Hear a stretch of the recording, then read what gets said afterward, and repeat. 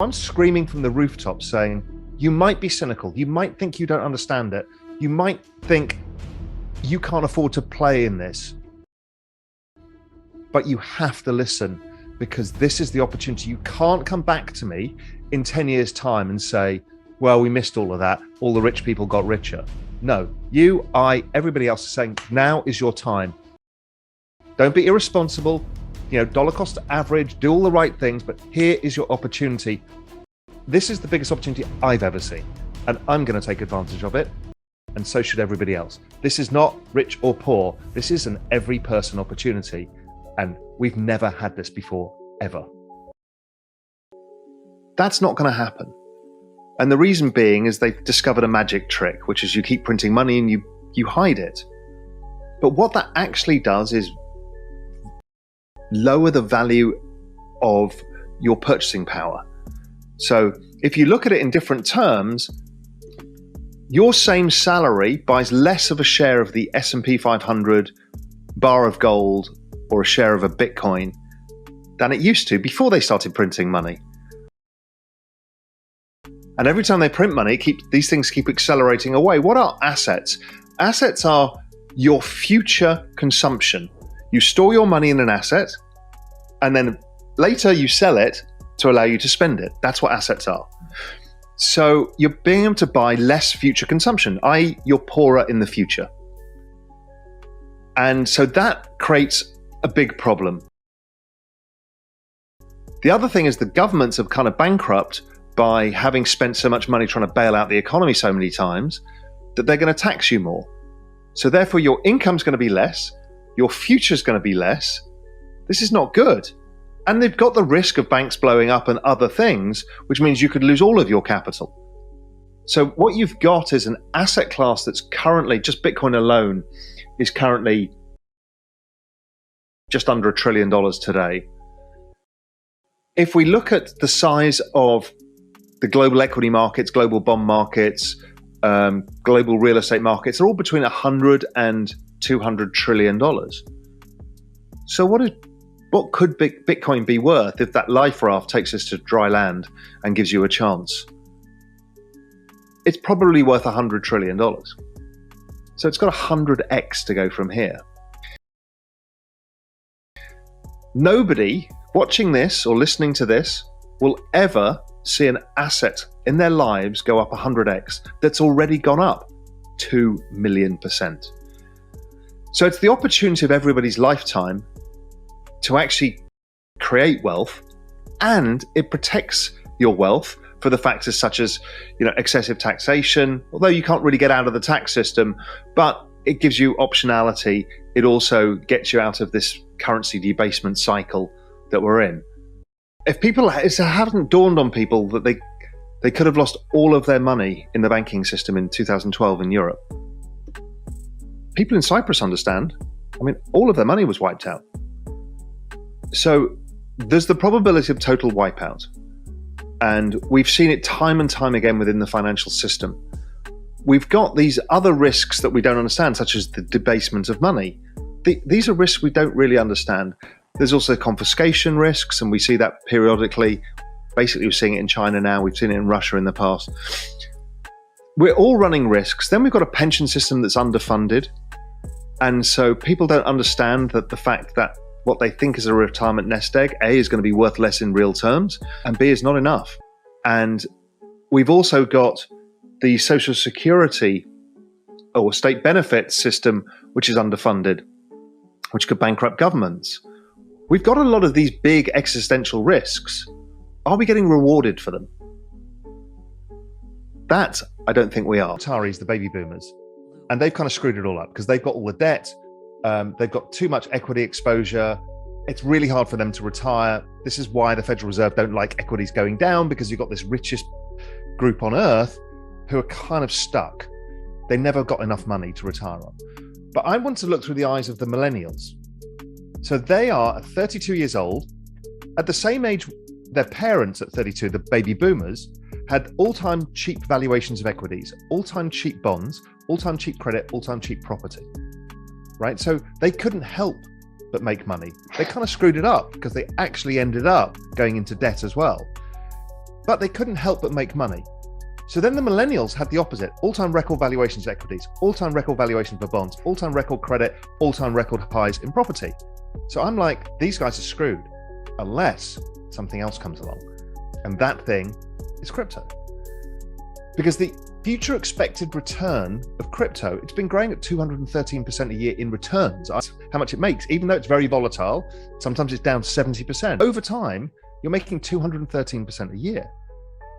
It has grown as an asset. It's gone up, I think it's 2 million% since inception. No other asset in all recorded history has ever done this.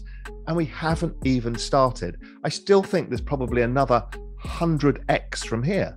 Not even the baby boomers got given that. The S&P didn't go up 100x since 1980. So this is the magnitude of what's there. So I'm screaming from the rooftops saying, you might be cynical. You might think you don't understand it. You might think you can't afford to play in this, but you have to listen, because this is the opportunity. You can't come back to me in 10 years' time and say, well, we missed all of that. All the rich people got richer. No, you, I, everybody else is saying, now is your time. Don't be irresponsible, dollar cost average, do all the right things, but here is your opportunity. This is the biggest opportunity I've ever seen, and I'm going to take advantage of it. And so should everybody else. This is not rich or poor. This is an every person opportunity. And we've never had this before, ever. Also, we're in a very difficult world. Part of my exponential age thesis is the rise of technology such as AI, robotics, and all of these things. These are all going to be taking jobs away and opportunities. Salaries can't go up over time because you're competing with the machines. And if not, you're competing with somebody else elsewhere in the world.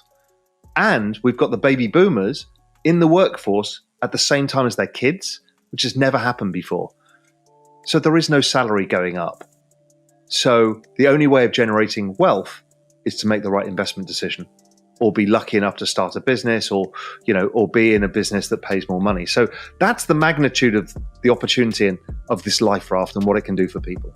And that is how you have to look at these exponential assets. They're not like anything else. What's so good about them is they offer this upside that is beyond comprehension. This is why Bitcoin's gone up 2 million%. Nothing else has ever done that before. So we have a very skewed risk reward. Now, Bitcoin could go to zero every year, let's say. But on average, it goes up 213%. I mean, that's an extraordinary risk reward every single year. And that's the power of exponentiality. These exponential assets also tend to be very volatile. Look at the tech stocks, they've always been volatile. Because it's all about network adoption. Everything else is kind of noise in the middle.